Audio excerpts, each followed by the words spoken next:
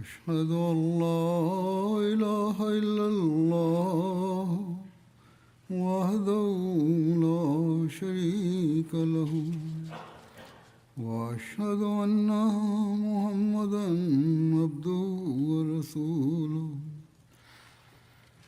أما بعد فأعوذ بالله من الشيطان الرجيم بسم الله الرحمن الرحيم الحمد لله رب العالمين الرحمن الرحيم مالك يوم الدين إياك نعبد وإياك نستعين اهدنا الصراط المستقيم صراط الذين أنعمت عليهم غير المغضوب عليهم ولا الضالين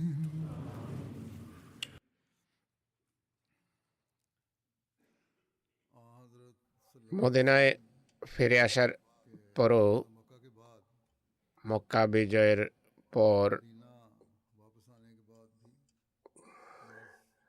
কিছু অভিযান মহানবী সাল্লাল্লাহু আলাইহি সাল্লামকে পরিচালনা করতে হয়েছে, সেগুলোর উল্লেখ করব। একটি সেনাভিযানের নাম হলো সারিয়া কায়েস বিন সাদ বিন ওবাদা। অষ্টম হিজরিতে এটি সাদার দিকে পরিচালিত করা হয়েছে। মহানবী যখন জিরানা থেকে মদিনা ফিরে আসেন, তিনি ইসলামের তাবলীগের জন্য বিভিন্ন দিকে সেনাবাহিনী প্রেরণ করেন। মুহাজির বিন আবি উমাইয়াকে ইয়েমেনের রাজধানী সানাতে প্রেরণ করেন, আর জিয়াদ বিন লবিদকে পাঠান হাজরামাউত অভিমুখে। আর একটি সেনাবাহিনী প্রস্তুত করেন, যারা আমির নিযুক্ত করেন কায়েস বিন সাদকে। তিনি কায়েস বিন সাদকে 400 বাহিনীর সাথে প্রেরণ করেন, যেন ইয়ামানের সাদা গোত্রকে ইসলামের তাবলীগ করা যায়। দ্বিতীয় উক্তি অনুসারে হুজুর সাল্লাল্লাহু আলাইহি ওয়াসাল্লাম বলেছেন, সাদা গোত্রের বিরুদ্ধে যেন তিনি যুদ্ধ করেন। প্রথম রওয়ায়েতই বেশি সঠিক মনে হয়, কিন্তু এই রওয়ায়েত যদি সঠিক হয়ে থাকে তাহলে অবশ্যই এই গোত্রের পক্ষ থেকে মুসলমানদের ক্ষতি করার সংবাদ এসে থাকবে, যে কারণে এই পদক্ষেপ তিনি নিয়ে থাকবেন, যদি এই রওয়ায়েতটি আদৌ সঠিক হয়ে থাকে। লেখা আছে, তিনি এই উদ্দেশ্যে একটি সাদা পতাকা এবং একটি কালো পতাকা প্রস্তুত করে তার হাতে তুলে দেন। কানা উপত্যকার এক প্রান্তে শিবির স্থাপন করেন তিনি। মদিনা এবং ওহদের মধ্যবর্তী 3টি প্রসিদ্ধ উপত্যকার মাঝে একটি এটি। হযরত কায়েস খাজরাজের সর্দার হযরত সাদ বিন ওবাদার পুত্র ছিলেন। তিনি মহান সাহাবীদের মাঝে অন্তর্ভুক্ত ছিলেন। মক্কা বিজয়ের সময় মহানবী সাল্লাল্লাহু আলাইহি সাল্লাম সাদ বিন ওবাদা থেকে পতাকা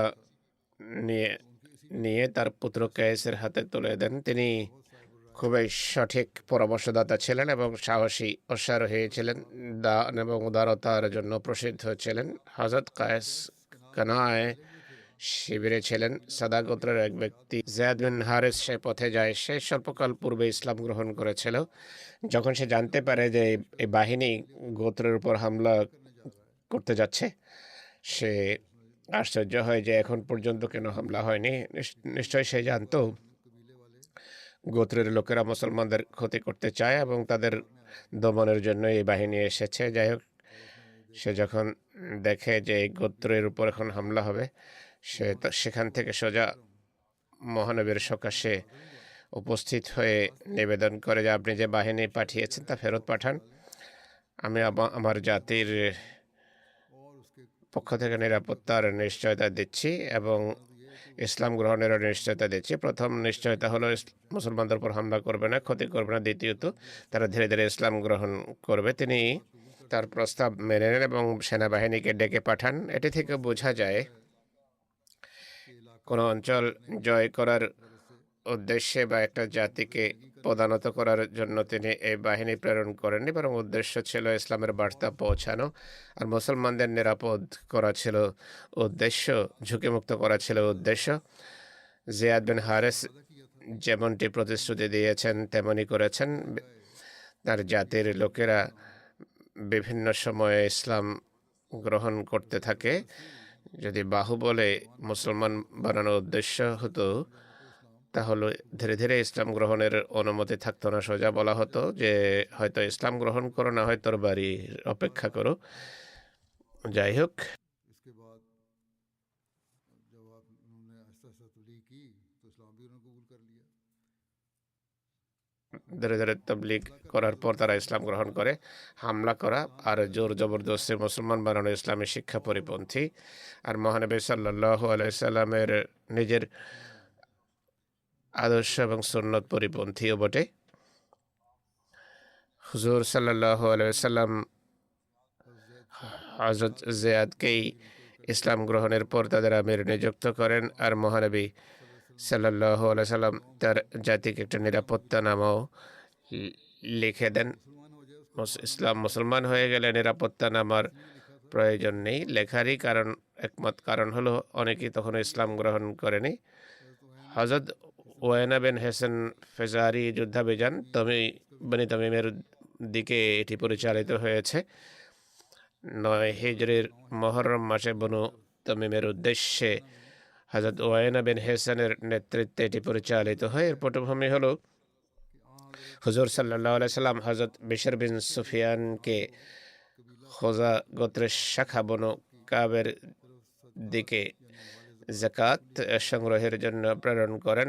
এরা সুকিয়া এবং বনু সামিমের মধ্যবর্তী অঞ্চলে বসবাস করত। হযরত বিশর বিন সুফিয়ানের নির্দেশে বনু খোজার সম্পত্তি সকল দিক থেকে তাদের কাছে সমবেত হতে থাকে। বনু তামিম মুসলমান ছিল না।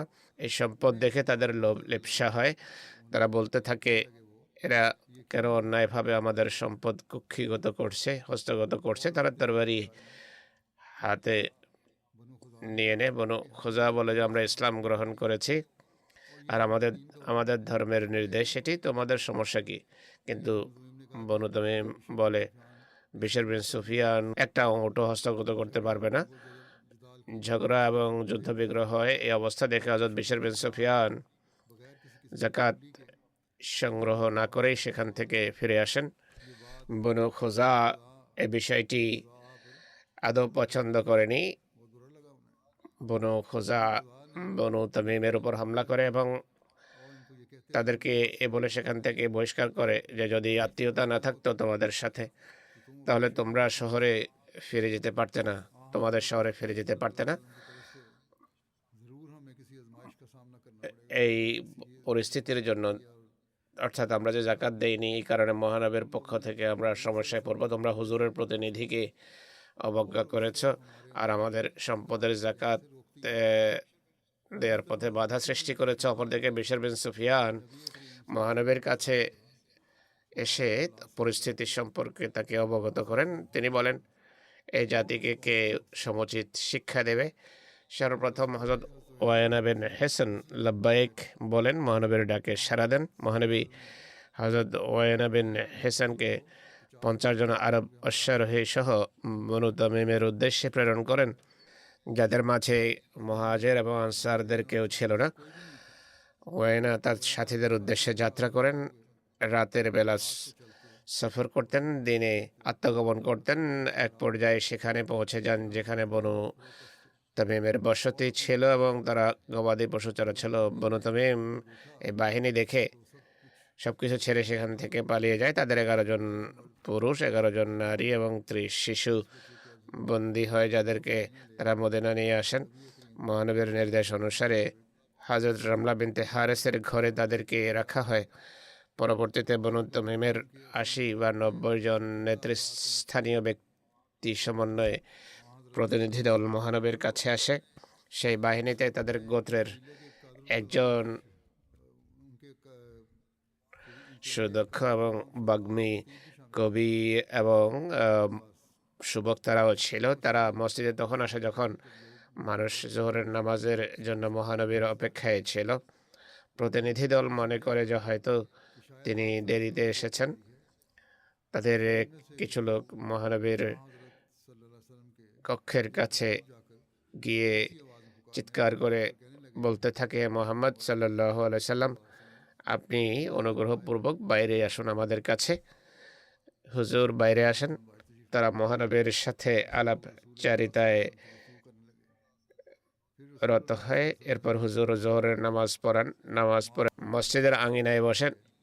প্রতিনিধি দলের আমির বলে, আমরা কবিতা এবং বক্তৃতায় আপনাদের উপর প্রাধান্য রাখি, অর্থাৎ বক্তৃতা এবং কবিতায় আমাদের সাথে প্রতিদ্বন্দ্বিতা করুন। যে কোন জাতির বক্তা এবং কবি বেশি দক্ষতা রাখে, আমাদের বক্তা এবং কবি উভয়ই আপনাদের বক্তা ও কবিদের উপর প্রাধান্য রাখে। মহানবী বলেন, কবিতা এবং বক্তৃতা নিয়ে গর্ব করা আমার প্রেরিত হওয়ার উদ্দেশ্য নয়। আমি গর্বের সাথে কবিতা এবং বক্তৃতা প্রদান করব, এটি উদ্দেশ্য নয়। আমার উদ্দেশ্য হলো আল্লাহর দিকে ডাকা। তোমাদের আসার উদ্দেশ্য যদি এটি হয়ে থাকে তাহলে নিজেদের দক্ষতা প্রদর্শন করো, যদি চাও ঠিক আছে করো, আমরা এর উত্তর দেব। প্রতিনিধি দল তাদের বক্তা ও তারেদ বিন হাজিবকে উপস্থাপন করে, সে বক্তৃতা করে। মহানবী সাল্লাল্লাহু আলাইহি ওয়াসাল্লাম হযরত সাবিত বিন কায়েস বিন শামাসকে উত্তর দেওয়ার নির্দেশ দেন। তিনি এর প্রত্যুত্তরে অসাধারণ বক্তৃতা করেন, যা তার বক্তৃতার উপর জয়যুক্ত হয়, শত্রুর বক্তৃতার উপর জয়যুক্ত হয়। হযরত হাসান বিন সাবিত তখন বৈঠকে ছিলেন না। মহানবী সাল্লাল্লাহু আলাইহি সাল্লাম তাকে ডেকে পাঠান। এরপর প্রতিনিধি দলের কবি জিবরিকান বিন বদর তার কবিতা আবৃত্তি করে। এরপর তখন মহানবী সাল্লাল্লাহু আলাইহি সাল্লাম হাসানকে প্রত্যুত্তরে তার কবিতা হযরত হাসান এর তৎক্ষণাৎ ও যথাযথ উত্তর দেন। হযরত হাসানের কবিতা উপস্থাপন শেষ হলে প্রতিনিধি দল একসাথে বসে। আকরা বিন হাবেস যে প্রতিনিধি দলের সাথে এসেছিল, সে সাথীদের সামনে স্বতঃস্ফূর্তভাবে স্বাভাবিক মন্তব্য করলো এবং বলল, তাদের বক্তা আমাদের বক্তার চেয়ে বেশি দক্ষ, তাদের কবি আমাদের কবির চেয়ে অনেক উচ্চ মানের, আমাদের চেয়ে অনেক এগিয়ে আছে তারা। সবকিছু শেষ হওয়ার পর তিনি ইসলাম গ্রহণ করেন। কোন কোন রওয়ায়াত অনুসারে আকরা বিন হাবেস কিছুকাল পূর্বে ইসলাম গ্রহণ করেছিলেন। এবার প্রতিনিধি দলের সাথে তিনি মহানবীর সকাশে এসে উপস্থিত হন। মহানবী সাল্লাল্লাহু আলাইহি সাল্লাম বনু তামিমের ইসলাম গ্রহণের পর তাদের বন্দী ফেরত দিয়ে দেন। সবাইকে বিভিন্ন প্রকার পুরস্কারেও ধন্য করেন। এক রওয়ায়াত অনুসারে প্রতিনিধি দলের প্রত্যেক ব্যক্তিকে 500 দিরহাম করে। এই প্রতিনিধি দলের সদস্য মুতারিদ বিন হাজেব, যার কথা পূর্বেই উল্লেখ করা হয়েছে, ইসলাম গ্রহণের পর মহানবীর কাছে উপহার স্বরূপ একটা চাদর উপস্থাপন করে। এই চাদর তাকে কিসরা দিয়েছিল। অতি উন্নত মানের রেশমি চাদর ছিল, যাতে স্বর্ণের কাজ করা ছিল। চাদরের সূক্ষ্মতা এবং কোমলতা দেখে খুবই প্রভাবিত হন। স্পর্শ করে সেটি অনুভব করার চেষ্টা করেন। সাহাবীদের ধরন দেখে তিনি বলেন, তোমরা এই চাদর দেখে এত আশ্চর্য হচ্ছ, জান্নাতে সাদের চাদর এটির চেয়ে অনেক বেশি কোমল এবং এর চেয়ে অনেক বেশি উন্নত। হযরত মির্জা বশির আহমদ সাহেব নিজস্ব স্টাইলে এই সম্পর্কে মন্তব্য করেন। তিনি বলেন, কিছুকাল পর মহানবীর কাছে যখন কোনো জায়গা থেকে কিছু রেশমি কাপড় আসে, কিছু সাহাবী সেটি দেখে এর কোমলতা এবং সূক্ষ্মতা আশ্চর্যের দৃষ্টিতে দেখেন, অসাধারণ বিষয়ে জ্ঞান করেন। তিনি বলেন যে এর কোমলতা নিয়ে তোমরা আশ্চর্য হচ্ছ, খোদার কসম জান্নাতে সাদের চাদর এর চেয়ে অনেক বেশি কোমল এবং এর চেয়ে অনেক বেশি উন্নত। তার এই উক্তি রূপক উক্তি ছিল। এটি আসলে জান্নাতে সাদের আরামদায়ক অবস্থানের প্রতি ইঙ্গিত করা উদ্দেশ্য ছিল। অথবা আমরা জানি কোরআন হাদিস থেকে নীতিগতভাবে জানা যায় যে জান্নাতের নেয়ামত এই পৃথিবীর নেয়ামত রাজির সাথে তুলনা করা যায় না। আর আমাদের পরিভাষার দিক থেকে জান্নাতের নেয়ামতগুলো আক্ষরিক নয়, সত্যিকার অর্থে কোরআন হাদিসে যে শব্দগুলো বর্ণিত হয়েছে সেগুলো কেবল রূপক এবং नेमतों के कमाल की তুলনামূলক দৃষ্টিকোণ থেকে সেই নেয়ামতগুলোর কথা উল্লেখ করা হয়েছে। सरिया আরেকটি অভিযানের নাম হলো কুতবা বিন আমের যুদ্ধাভিযান, যা নবম হিজরিতে সংঘটিত হয়েছে। কুতবা বিন আমেরকে 30 ব্যক্তির সাথে খাসম कसम की तरफ গোত্রের অভিমুখে মহানবী প্রেরণ করেন। এক রওয়ায়াত অনুসারে তাবালার পার্শ্ববর্তী অঞ্চলে তাকে প্রেরণ করেন। ইয়ামানের রাস্তায় তেহামায় তাবালা শহর অবস্থিত। এটির এবং মক্কার মধ্যবর্তী দূরত্ব হলো 8 দিনের সফর, প্রায় 156 মাইল। অপর রওয়ায়াত অনুসারে और एक रवायत के मुताबिक বিশার পার্শ্ববর্তী অঞ্চলে পাঠিয়েছেন, তাদেরকে নির্দেশ দিয়েছেন আকস্মিক হামলার। নিশ্চয় তারা কোনো দুষ্কৃতিতে লিপ্ত ছিল। পথিমধ্যে এক ব্যক্তিকে তারা পাকড়াও করে জিজ্ঞেস করেন। সে বোবা হওয়ার ভান করে, কিন্তু সে যখন গোত্রের কাছে পৌঁছে চিৎকার করে शिकर अपने कबीले को গোত্রকে অবহিত করতে চায়, এই প্রতারণার জন্য তাকে হত্যা করা হয়। গোত্রের লোকেরা যেহেতু সতর্ক হয়ে গিয়েছিল, তাই রাত নেমে আসার অপেক্ষা করা হয়।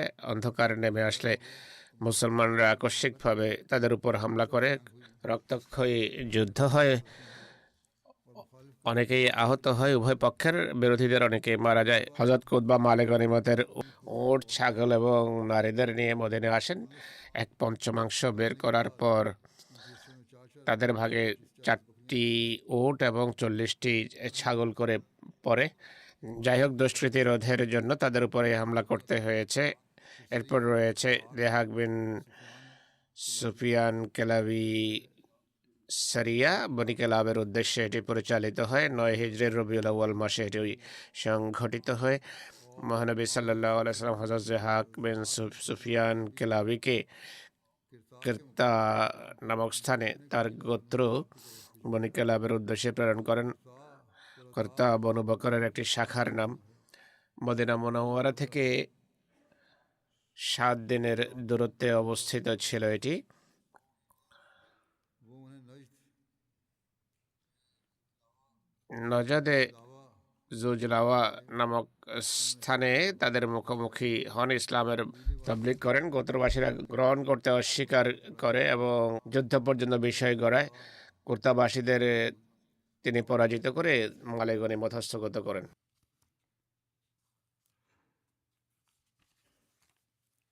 इस सरिया এই যুদ্ধের একটি ইমান উদ্দীপক ঘটনা হলো, সালামা বিন কুর্দ ছিল এক কাফের, যে বিরোধী নেতৃবৃন্দের একজন ছিল।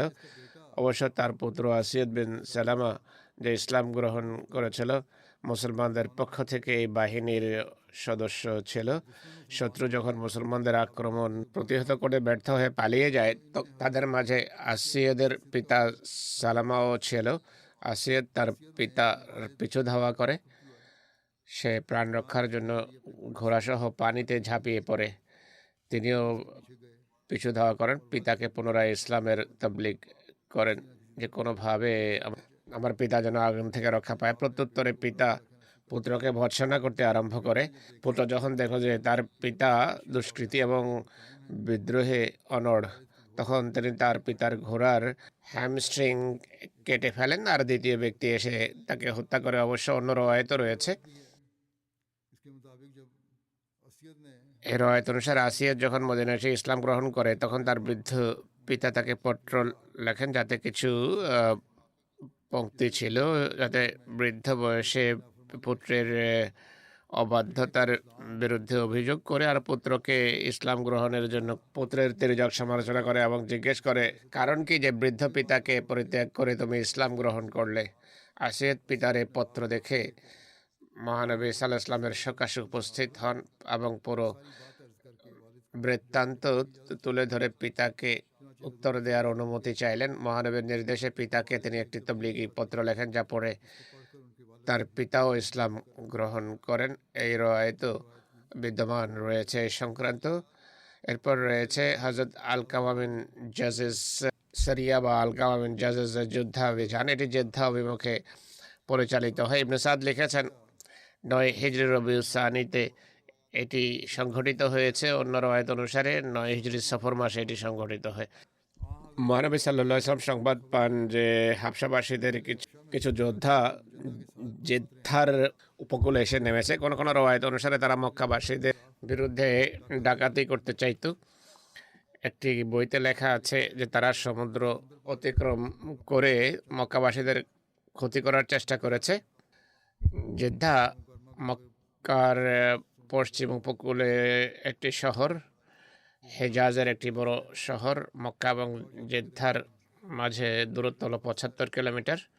মদিনা থেকে জেদ্দার দূরত্ব হলো প্রায় 250 কিলোমিটার। তিনি হযরত আলকামাকে 300 ব্যক্তির নেতা নিযুক্ত করে তাদের দমনের উদ্দেশ্যে পাঠান। তারা ইথিওপিয়া থেকে জেদ্দা উপকূলে নেমেছিল।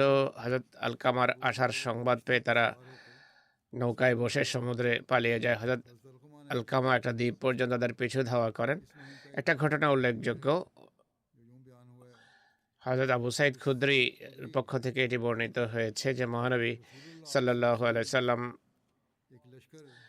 আলকামা বিন মুজাজ্জিজকে এক বাহিনীর সেনাপতি নিযুক্ত করেন। আমিও সেই বাহিনীতে ছিলাম। আমরা যখন গন্তব্যে পৌঁছলাম, অভিযান শেষ করে একটি দল দ্রুত ফিরে যাওয়ার জন্য তাদের আমিরের কাছে অনুমতি প্রার্থনা করলে তিনি অনুমতি দেন। আর আব্দুল্লাহ বিন হুযাফা স্বামীকে তাদের আমির নিযুক্ত করেন। তিনি একজন রসিক মানুষ ছিলেন।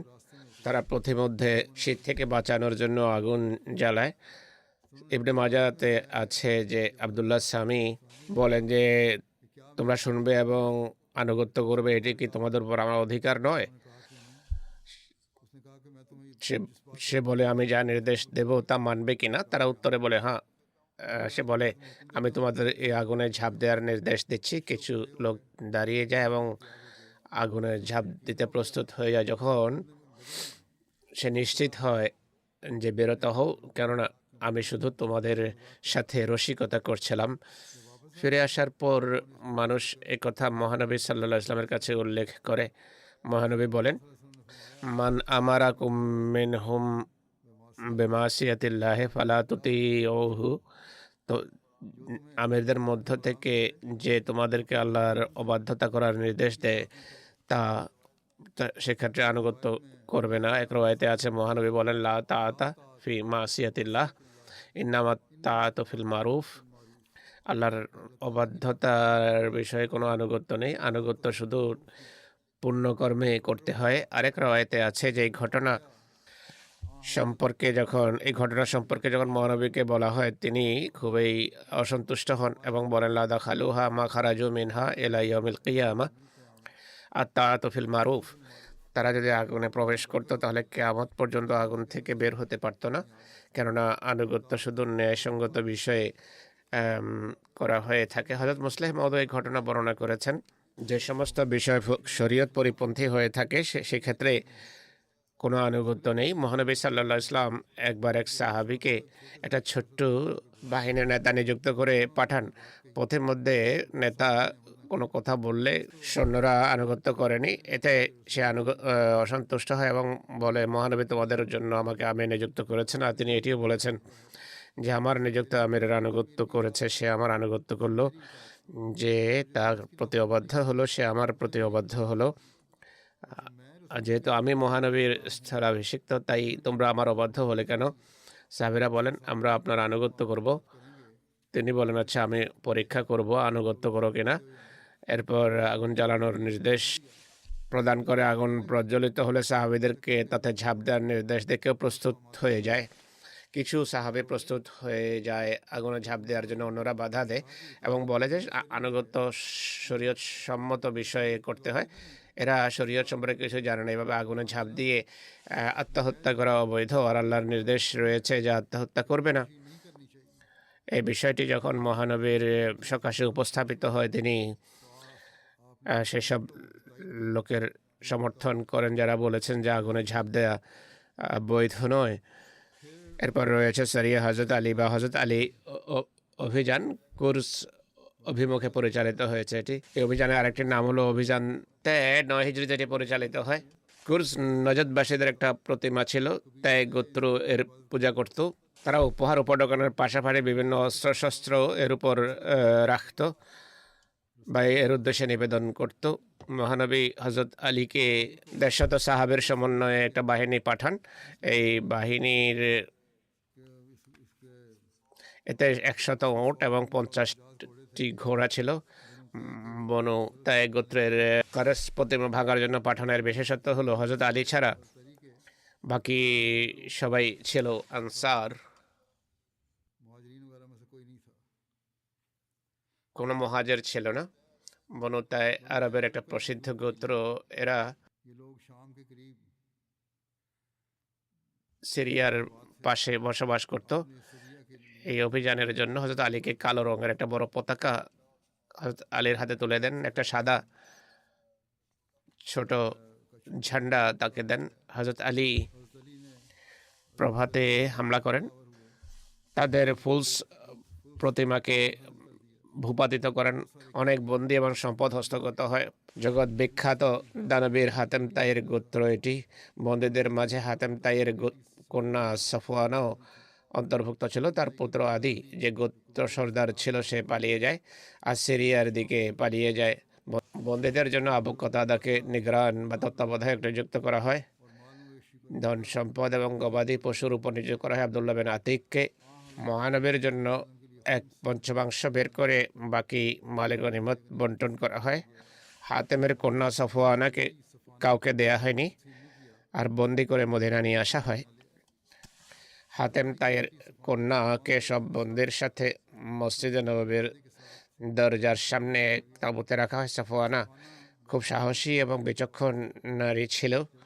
মহানবী সাল্লাল্লাহু আলাইহি ওয়াসাল্লাম যখন তার তাঁবুর পাশ দিয়ে যান, তার সম্মানার্থে দাঁড়িয়ে যায় এবং বলে, হে আল্লাহ রসুল, আমার পিতা মারা গেছেন, আমার তত্ত্বাবধায়ক ভাই পালিয়ে গেছে, অনুগ্রহ করুন, আল্লাহ আপনার প্রতি অনুগ্রহ করবেন। তিনি জিজ্ঞেস করলেন, মহানবী জিজ্ঞেস করলেন, তোমার তত্ত্বাবধায়ককে? সে বলে, আদি বিন হাতেম তাই।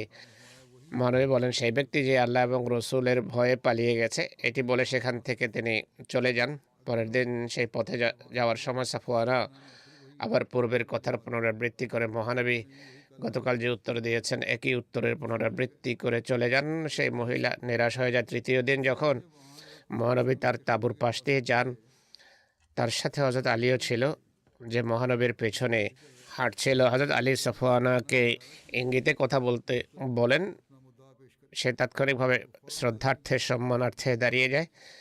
একই নিবেদন পুনরায় মহানবীর সামনে পুনরাবৃত্তি করে। মহানবী বলেন, তোমার আবেদন আমি গ্রহণ করলাম, তুমি এখন মুক্ত, কিন্তু এখান থেকে তড়িঘড়ি বেরিয়ে যেও না।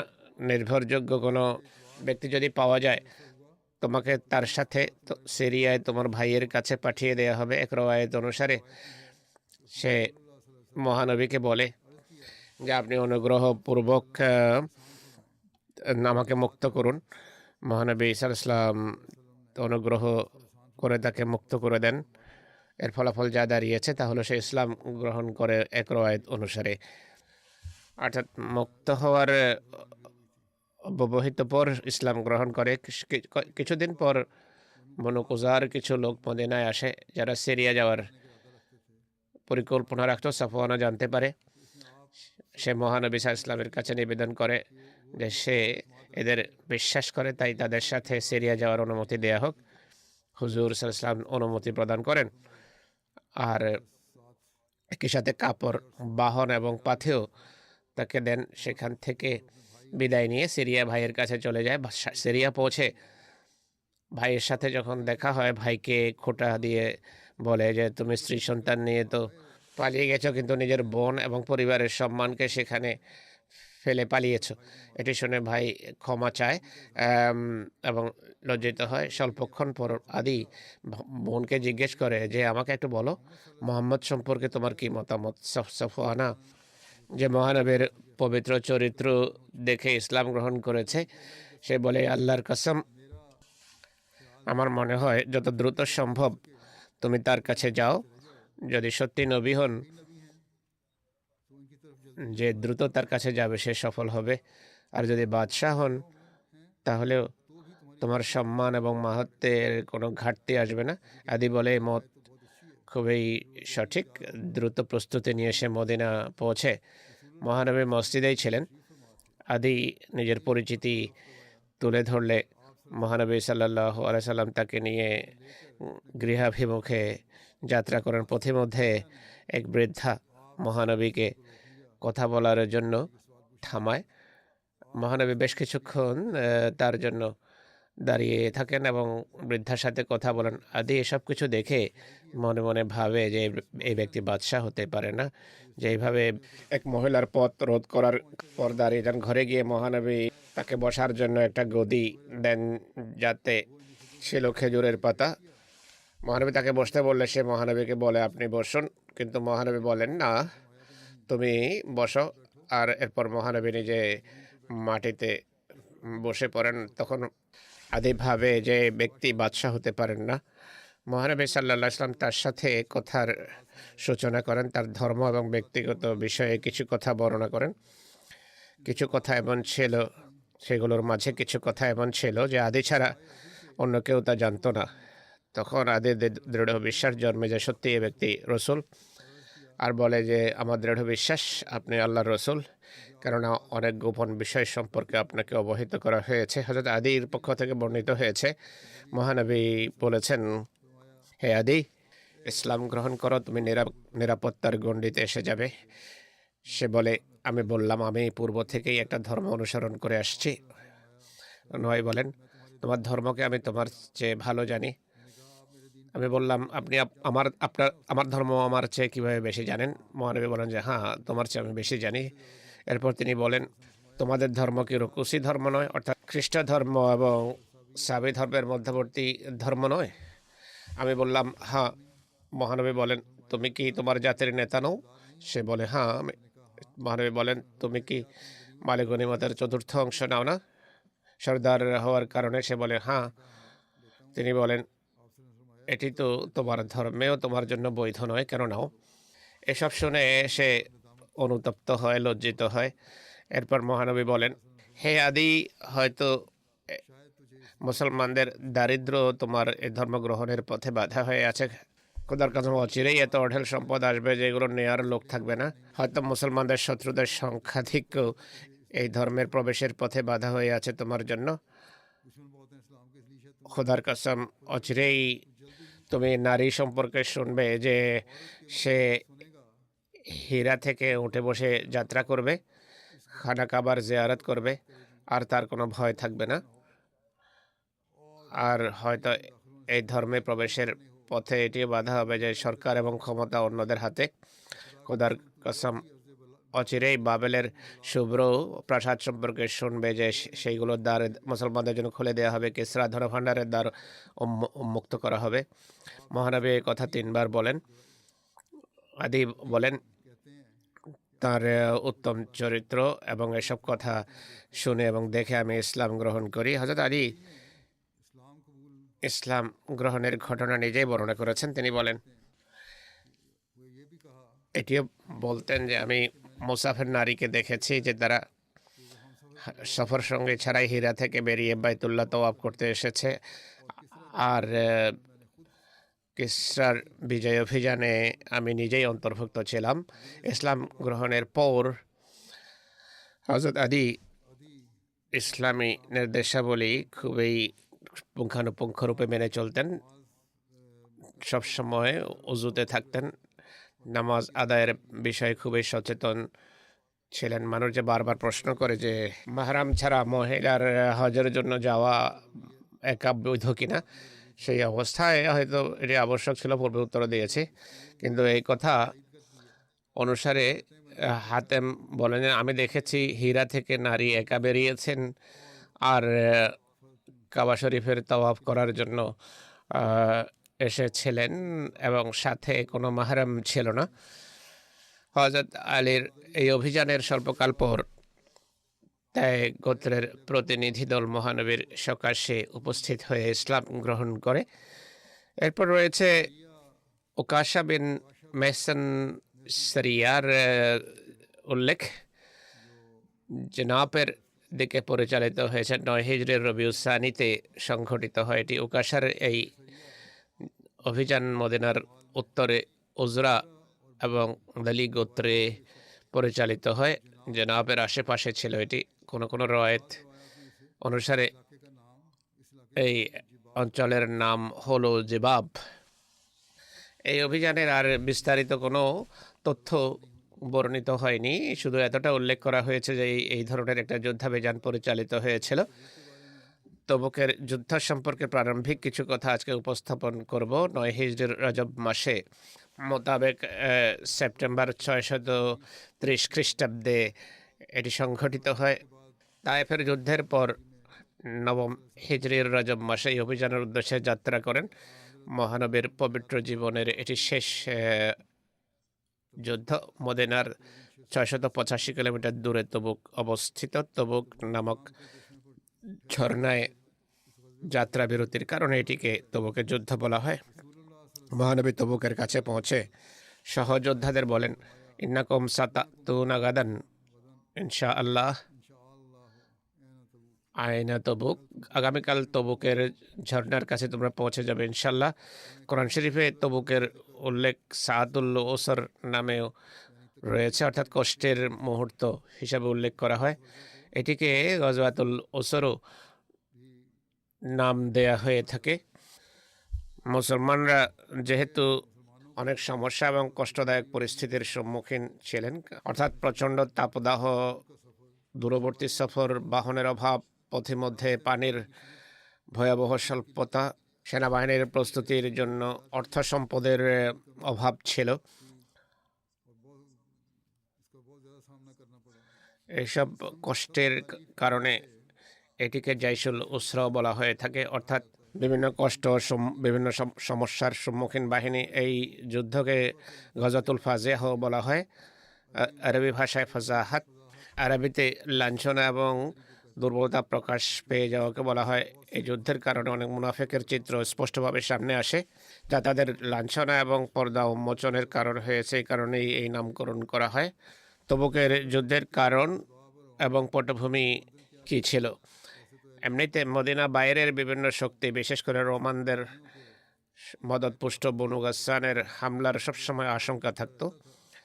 এমন সংবাদও আসছিল যে রোমান এবং গাসসানিরা কোনো যুদ্ধের প্রস্তুতি নিচ্ছে মদিনার বিরুদ্ধে। গাসসানি হামলার আশঙ্কা এবং ভীতি সম্পর্কে তোমার স্বয়ং বর্ণনা করেন, আমরা সবসময় গাসসানিদের হামলার আশঙ্কায় থাকতাম।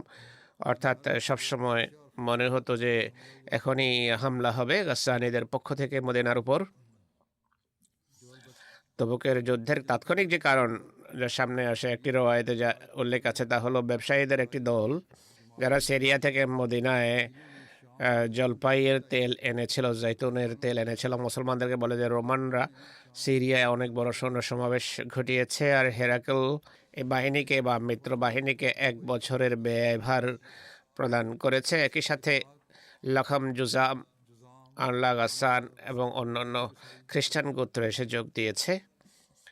আর তাদের অগ্র বাহিনী বলকা পর্যন্ত পৌঁছে গেছে। বলকা সিরিয়ার একটি অঞ্চল যা বলকা এবং কোরা উপত্যকার মাঝে অবস্থিত। এই যুদ্ধের দ্বিতীয় কারণ একটি রওয়ায়েত অনুসারে আরবের খ্রিস্টানেরা যখন হেরাকেলের কাছে লেখে যে ব্যক্তি নবী হওয়ার দাবি করেছে, অর্থাৎ মোহাম্মদ সাল্লাল্লাহু আলাইহি সাল্লাম, তিনি ধ্বংস হয়ে গেছেন, নাউজুবিল্লাহ, এর সাথীরা দুর্ভিক্ষ কবলিত, তাদের ধন সম্পদ এবং গবাদি পশু ধ্বংস হয়ে গেছে। এখন এদের উপর হামলা এবং খ্রিস্ট ধর্মকে জয়যুক্ত করার খুবই অনুকূল পরিবেশ। সে তার সেনাপতিকে 46,000 সৈন্য সহ পাঠায়। সেই জেনারেলের নাম ছিল কবাস বা জিন্নাদ। মহানবী সংবাদ পাওয়ার পর তার সেনাবাহিনীকে প্রস্তুতি নেয়ার নির্দেশ দেন। মৌলিক কারণ এটি মনে হয় যে মক্কা বিজয়ের পর হুনাইনের যুদ্ধে বনু হাওয়াজিনের মতো শক্তিশালী গোত্র শোচনীয় পরাজয় বরণের পর আরবের চতুর্দিকের যত গোত্র ছিল সেই সব গোত্রের বিরুদ্ধে জয়যুক্ত হওয়ার পর ইহুদি, খ্রিস্টান এবং মুনাফিক আবার সম্মিলিত হয়ে বসে আর নিজেদের সকল চেষ্টা ব্যর্থ হতে দেখে তৎকালীন সুপার পাওয়ার অর্থাৎ রোমান সম্রাটের কাছে সাহায্য চায়। আর এর জন্য অনেক বড় এবং অনেক ভয়াবহ পরিকল্পনা করে। একদিকে রোমান সম্রাটের সাথে যোগাযোগ করে আর সৈন্যবাহিনী প্রেরণে তাকে উদ্বুদ্ধ করে মুসলমানদের নিশ্চিহ্ন করার জন্য। অপরদিকে মুনাফিকেরা মদিনায় পূর্ব থেকেই এই গুজব ছড়িয়ে দেওয়া আরম্ভ করে যে রোমান সম্রাট বাহিনী প্রেরণ করছে, যা মদিনায় মোহাম্মদ সাল্লাল্লাহু আলাইহি ওয়াসাল্লাম সহ সব মুসলমানদেরকে নিশ্চিহ্ন করবে। এভাবে মুনাফিক এবং অন্যান্য বিরোধীরা ভাবতো বা চাইতো যে বেশিরভাগ সম্ভাবনা হলো স্বয়ং মোহাম্মদ সাল্লাল্লাহু আলাইহি ওয়াসাল্লাম রোমান বাহিনীর মোকাবেলার জন্য মদিনা থেকে সিরিয়ার দিকে বেরিয়ে যাবেন। উভয় অবস্থা অর্থাৎ কঠিন সফর এবং রোমান বাহিনীর মোকাবেলা মুসলমান এবং নাউজুবিল্লাহ মহানবীর ধ্বংসকে নিশ্চিত করবে। যাই হোক, এই ছিল তাদের বাসনা। এটি বিস্তারিত দীর্ঘ একটি কাহিনী, ভবিষ্যতে বর্ণনা করব। আজকে রাবোয়ায় গোলবাজারের মসজিদ মেহদিতে সন্ত্রাসীরা হামলা করেছে। আমাদের 5-6 জন খোদ্দাম বা লোক আহত রয়েছে। যারা অনেক বেশি আহত হয়েছেন তাদের অপারেশন হয়েছে, আশা করা যায় তাদের অবস্থা ভালোর দিকে। আল্লাহ তাআলা আহতদের সবার হেফাজত করুন। যে মারাত্মকভাবে আহত হয়েছে তার পেটে গুলি লেগেছে। সন্ত্রাসীদের একজনকে আমাদের নিরাপত্তা প্রহরীরা গুলি করে মেরে ফেলেছে, একজন পালিয়ে গেছে। এখন পর্যন্ত প্রাপ্ত রিপোর্ট এটি, বিস্তারিত বিবরণ পাওয়া যায়নি। আল্লাহ তাআলা সন্ত্রাসীদের এবং আইনকে বৃদ্ধাঙ্গুলির প্রদর্শনকারীদের বা বিরোধীদেরকে অচিরেই শাস্তির লক্ষ্যে পরিণত করুন। পাঞ্জাবের সরকার এবং প্রধানমন্ত্রী বা মুখ্যমন্ত্রী দাবি করছেন পাঞ্জাবে 100% অপরাধ নিয়ন্ত্রণে এসে গেছে, কোনো অপরাধী আর নেই। কিন্তু আহমদীদের উপর প্রত্যহ যেই হামলা হচ্ছে, হত্যা করা হচ্ছে, শহীদ করা হচ্ছে বা আহত করা হচ্ছে, তাদের ধন সম্পদে আগুন লাগিয়ে দেওয়া হচ্ছে, এটিকে এরা অপরাধী মনে করে না বা বোঝে না। আল্লাহ তাআলা সরকারকে বিবেক বুদ্ধি দিন, কাণ্ড জ্ঞান দান করুন। আর অচিরেই আল্লাহ তাআলা জামাতের পক্ষে নিদর্শন প্রকাশ করুন।